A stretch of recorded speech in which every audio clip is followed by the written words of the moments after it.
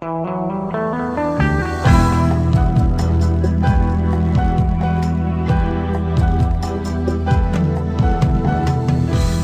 jutro, grade mili, opet smo ti svu noć pili.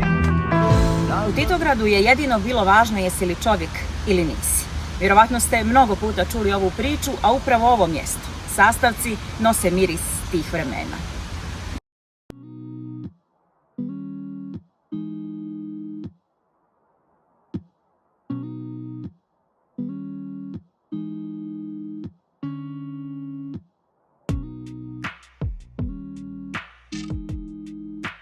Šapnula ribnica Morači da će čuvati njene tajne do posljednjeg vira. Prigrli je Morača da zajedno oslikavaju staru damu. Krunisao je njihovo prijateljstvo Hadžipaša Osmanagić mostom ljubavi.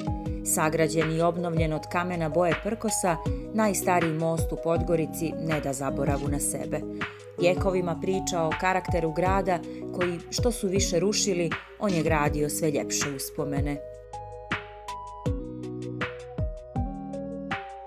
Ovo mjesto uvijek je samo skladom pisalo stranice suživota.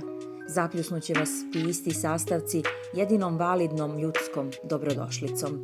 Nije ovaj narod nikada imao mnogo, onoga materijalnog, ali onih pravih vrijednosti jeste toliko da su i drugima uvijek pružali, ne traživši ništa za uzvrat.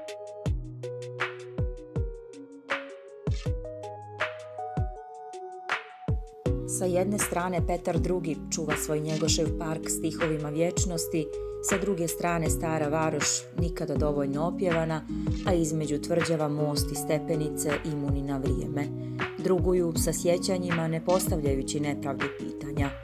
Tišinom sastavci šalju jasnu poruku da sve ružno ima kraj. Čuje se to do Pariza, baš kao 1914. godine, kada su tu Francuzi sagradili prvu radiotelegrafsku stanicu.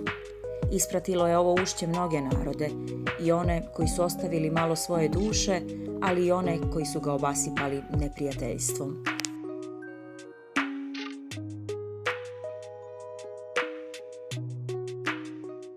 Danas sastavci dočekuju sve one koji žele da im vjetrovi istorije otkriju još po koju tajnu.